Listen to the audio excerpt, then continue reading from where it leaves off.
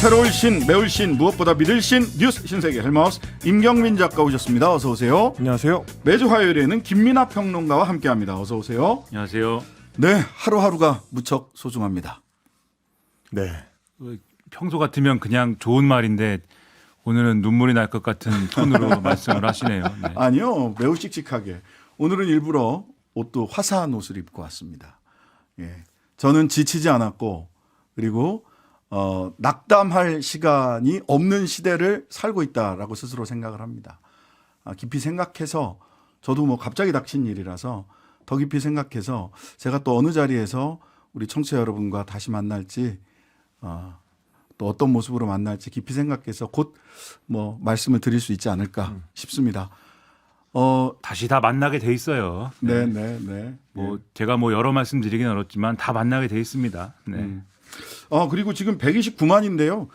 구독 취소하신다는 분들 계시는데 130만까지 가봐야죠. 청취자 여러분, 130만 얼마 안 남았습니다. 원래 1월 중에 가보자고 했는데 내일까지입니다. 내일까지 130만 한번 가보고 싶습니다. 자, 오늘의 뉴스 만나보도록 하겠습니다. 윤 대통령이 이태원 참사 특별법 거부권을 행사했습니다. 그렇습니다. 윤석열 대통령이 오늘 이제 제2의 요구권을 행사를 했는데요. 12구 이태원 참사 진상규명과 재발 방지 및 피해자 권리 보장을 위한 특별법안입니다. 이른바 이제 이태원 특별법인데 지난 9일에 민주당 주도로 국회 본회의를 통과를 했고요. 19일에 정부로 법안이 이송이 됐습니다. 그러니까 열 하루 만에 대통령이 거부권 행사했고 윤석열 대통령 취임 이후에 9건째 법안에 대해서 거부권 행사입니다. 87년 헌정이 새로 시작된 이래로 가장 좀 이례적인 속도 지금 대통령이 거부권 행사하는 게 많아지고 있습니다. 오전 국무회의에서 제2요구권을 이제 한덕수 국무총리 주재로 상정 의결을 했는데 이번 법안에 따라서 특별조사위가 동행명령이나 압수수색 의뢰 같은 강력한 권한을 행사할 수 있게 되는데 이거는 헌법상 영장주의 원칙을 훼손한다. 그리고 그 과정에서 국민의 기본권을 과도하게 침해할 소지가 크다. 뭐 이런 주장을 했고요. 위원회를 구성하는 11명의 위원을 임명하는 절차도 공정성, 중립성 훼손 우려가 상당하다. 이렇게 주장을 했습니다. 그런데 여기에 대해서 유가족 측에서 이제 즉각 반박을 했습니다. 민변의 이태원 참사 대응 TF 단장을 맡고 있는 윤봉남 변호사의 반박 내용인데 특조위 조사 시에 동행명령권을 내거나 압수수색 영장 청구 의뢰권을 갖는 것은 세월호 특조위라든지 사회적 참사 특별위원회라든지 이런 데에서 유사한 조사위원회에 원래 있었던 권한이다. 그리고 동행명령을 발령하는 권한은 불가결한 권한이고 불응 시에 과태료만 부과하기 때문에 영장주의 원칙 위반 아니다. 그리고 특조위에 대해서 이제 검사가 영장 청구를 의뢰할 수 있는 권한이 있긴 한데 검사가 영장 청구 안 하겠다고 하면 그 이유를 특조위에 밝히면 그만이다. 그리고 이제 특조위 같은 경우는 여당과 야당이 각각 4명씩을 추천을 하고 국회의장이 관련 단체들하고 협의를 해가지고 3명을 추천하는 구조로 돼 있기 때문에 유가족들이 직접 추천권을 행사하는 것도 아니다. 이런 점들을 들어서 반박을 했습니다. 네. 그걸 이렇게 영장 청구하는 문제에 네, 대해서 민감한 그런 모습인데 저는 뭐 이런 복잡한 뭐 법적인 뭐 권한과 뭐 쟁점을 뭐 말씀하고 뭐 이런 거에 앞서서 두 가지 점을 말씀드리고 싶은데 첫째는 뭐 다 좋습니다. 다 좋은데 이 이태원 참사와 관련돼 가지고 그동안 수사라든가 조사라든가 그다음에 대응이라든가 이런 것들을 참 온 힘을 다해서 했다라고 오늘 한덕수 총리가 얘기를 했거든요. 이 거부권 행사의 어떤 필요성에 대해서 얘기를 하면서 온 힘을 다해서 했습니까? 그렇지 않다고 많은 국민들은 생각을 할 겁니다. 온 힘을 다해서 한 게 아니라 그냥 정말로 어쩔 수 없이 책임질 수밖에 없는 사람들, 용산구청장이라든가 용산구에 한정해가지고 그러한 사람들에게 일부 책임을 좀 물리려다가 그것도 제대로 안 된 측면들이 있고 얼마 전에 서울경찰청장이 기소한 것도 정말 기소를 뭐 평론가가 보기에는 기소를 정말 하고 싶지 않았는데 이 정말 수사심의위에서 그런 결론이 나와서 기소를 한 것처럼 보이는 그러한 모습이 나타난 거 아닙니까? 그리고 정무적으로도 가령 장관이 책임진다든지 이런 모습이 있었습니까? 다른 나라의 경우에는 이런 참사가 일어나면은 정말 두꺼운 보고서를 몇 년에 걸쳐서 거의 10년에 걸쳐서 만들어가지고 정말 이런 참사가 재발하지 않도록 하는 여러 가지 노력을 기울여가지고 할 만한 그런 노력을 정말 이 정부는 시작도 안 한 채 정말 최소한의 무슨 책임도 안 진 채로 여기까지 끌고 온 거잖아요. 그러니까 유가족들이 정부의 노력이나 이런 것들을 불신하고 무슨 노력을 했다고 하는데 그거에 대해서 노력하지 않았다라고 하고 이런 반응을 보이면서 상황이 여기까지 온 거 아닙니까? 그런데 여기에 대해서 또 거부권을 행사 행사한다고 하면은 정부의 진정성이나 이런 것들을 누가 납득을 합니까? 그래서 그 점에서 이 거부권 행사는 정치적으로 납득이 안 된다. 첫 번째 이 말씀을 드리고, 두 번째로 거부권을 행사하는 일 자체를 너무 정부가 가볍게 생각을 하고 있어요. 이 이태원 참사와 관련된 특별법은 여러 차례 말씀드립니다만 야당이 혼자 만들고 혼자 통과시키고 이런 절차로 진행된 게 아니라 국회의장이 중재안을 냈고 그 중재안에 근거해 가지고 법을 만든 다음에 지금 통과를 시킨 거잖아요. 국회의장이 적어도 중재안을 냈을 때에는 여당의 이 여러 가지 우려라든가 어떤 여러 가지 뭐 주장이라든가 이런 것들을 일부 받아들여 가지고 중재안을 만든 거 아닙니까? 이 애초에 예를 들면은 특검을 예를 들면은 이 요구할 수 있는 권한이라든지 뭐 이런 것들, 그리고 애초에 특조위 구성할 때 그 특조위를 유가족이 추천할 수 있는 권한이라든가 이런 것들을 국회가 추천하는 걸로 대체한달지 이런 것들을 적어도 어느 정도 절충한 거잖아요. 그러면 네네. 이 정도 했으면은 국회의장이 적어도 중재안을 낸 거와 관련돼서는 어느 정도 행정부가 존중하는 모습이 있어야 되는데 이것조차도 가차없이 이렇게 거부권 행사한다라고 하는 거는 입법부보다 행정부가 위인 겁니까? 이런 느낌을 줄 수 있는 거잖아요. 그러면 여기에 대한 논리도 있어야 되는데 그러한 것에 대한 존중이나 이런 것도 이 설명에는 전혀 없어요. 그럼 이런 것으로 봐도 거부권 행사나 이런 것들을 너무 가볍게 보고 있기 때문에 이 두 가지 근거를 봐도 전혀 지금 거부권 행사의 어떤 정당성이나 이런 것들을 찾아보기가 어려워서 여러모로 안타깝다. 저는 그런 생각이 든다. 이렇게 말씀드립니다. 그 오늘 국무총리실에서 첫 번째 이 정도 되면 한덕수 총리를 내세워서 국무회의를 주재하는 것이 아니라 대통령이 하셨어야 되지 않습니까? 왜 대통령 오늘 같은 날 하루 종일 공개 일정이 없었습니다. 아니 공개 일정 아니, 있었어요. 그 토론회를 했어요. 했죠. 민생 토론회 예, 했어요. 민생 토론회 뭐 디지털 정부 민생 토론회 이런 거 하셨거든요. 거기에만 짜여진 각본에 따라서 움직이는 것으로 보이는 그 자리에만 나가시고 이렇게 중요한 국무회의에 왜 대통령이 나오지 않으세요? 한덕수 총리는 무슨 죄입니까? 두 번째, 헌법 위반, 헌법 가치 훼손 이야기 하는데 국회 증인감정법 제6조에도 동행명령 제도가 있습니다. 심지어 여기는 3년 동행명령에 따르지 않으면 3년 이하의 징역 1천만 원 이하의 벌금에 처해져요. 근데 이 법은 과태료 부과하게 돼 있습니다. 그러니까 형벌이 아니라는 거예요. 따라서 이것은 신체를 구속한다, 국민의 자유권을 구속한다라고 하는 얘기가 따라붙기가 어려운 제도입니다. 다른 법에도 있었어요. 이미 세월호 등에서도 있었다라는 점. 그다음에 전 정말 이해가 안 가는 게 이 부분입니다. 조사위원회 구성의 공정성, 중립성 결여로 업무에 있어서 공정성과 중립성을 기대하기 어렵다라고 얘기를 하는데요. 여당이 4명, 야당이 4명 추천을 하고요. 조사위원회가. 그다음에 3명은 누가 추천하느냐? 국회의장이 추천을 하는데요.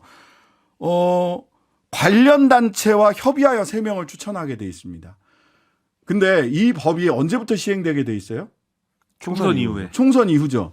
그러면 지금 국민의힘은 국회의장이 관련 단체와 협의하여서 추천하는 3명을 현재의 야당 편이라고 얘기해서 공정성과 객관성에 어긋난다라고 얘기하고 있죠.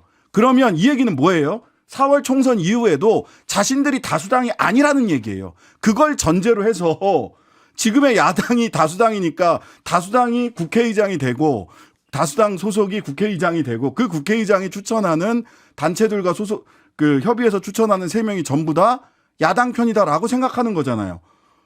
무슨 이런 논리가 다 있습니까? 그리고 그것도 말씀하신 부분도 그런데 사실 그 이전의 논리도 대단히 고약한 논리입니다. 예. 국회의장은 무조건 적인가요? 그러니까요. 그리고 관련 단체는 이 정부 입장에서 적인가요? 그리고 그 추천 몫은 애초에 논의 과정에서는 유가족 몫이었어요. 추천이었지 않습니까?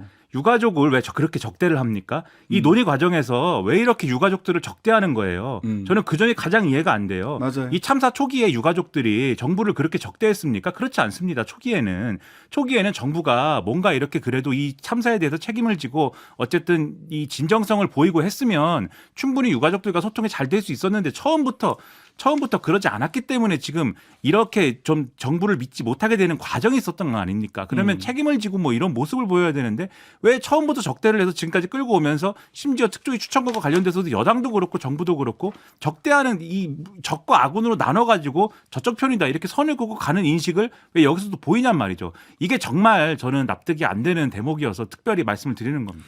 그러다 보니까 이제 유가족들은 이번 대통령의 거부권 결정에 대해서 지속적으로 반발을 해왔습니다. 지난 18일이었는데 죽은 자식들의 영정사진을 안고 삭발투쟁을 시작을 했고요.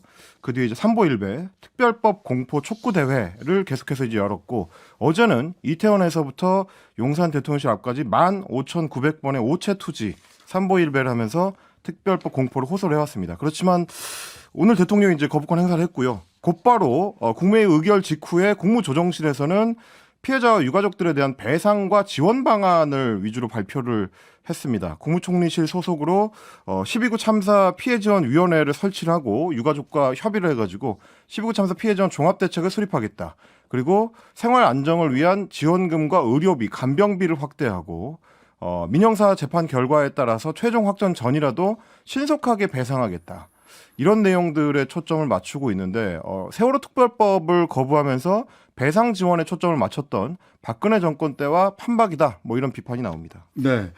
그 유가족들 입장에서는 이런 것도 뭐 어느 정도 중요할 수 있겠지만 배상이나 보상 이런 것에 우선해서 정말 필요한 건 뭐냐면 다시는 이런 참사가 일어나지 않는 것이 훨씬 더 중요한 거지 않습니까? 네. 그러니까 우리 자식들이 그러한 일을 당했을 때 정말 부모 입장에서 맨 먼저 드는 생각은 우리 자식들의 이러한 참사를 당한 이러한 피해가 이렇게 말하는 것이 적절한지 모르겠습니다만 정말 헛된 일이 아니었으면 헛된 일로 끝나지 않았으면 좋겠다 이런 생각을 먼저 하는 거지 않습니까?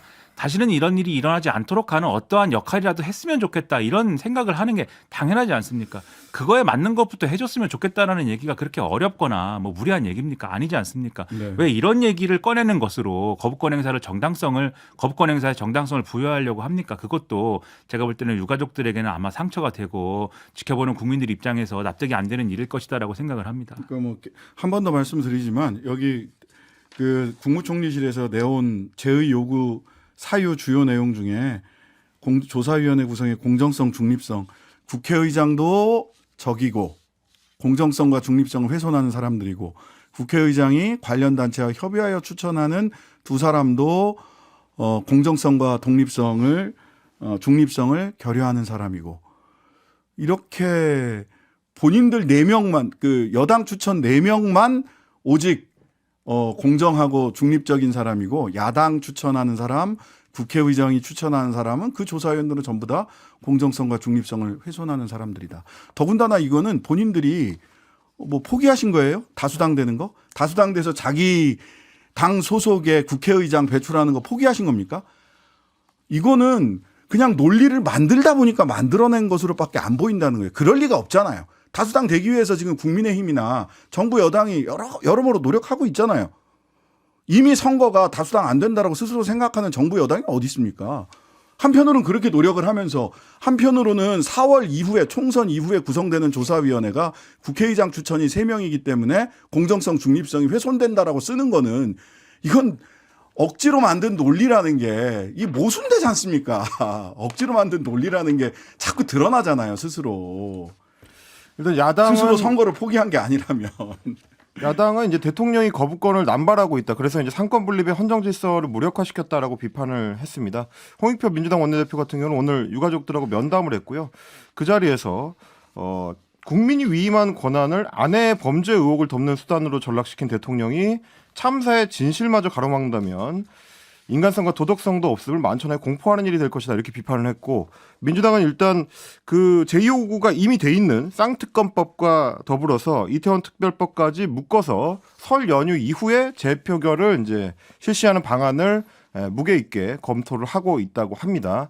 윤 대통령이 이제 거부권 정치에 대한 비판 여론을 이제 4월 총선 이슈까지 끌어갈 수 있다. 뭐 이런 이제 염두를 두고 있다라는 분석도 있습니다. 예, 3부에서 이정민 유가족협의회 운영위원장님 그리고 4.16재단 상임이사인 박래군 상임이사와 함께 오늘의 거부권 행사 이게 어떤 의미인지 한번 짚어보는 시간 갖도록 하겠습니다.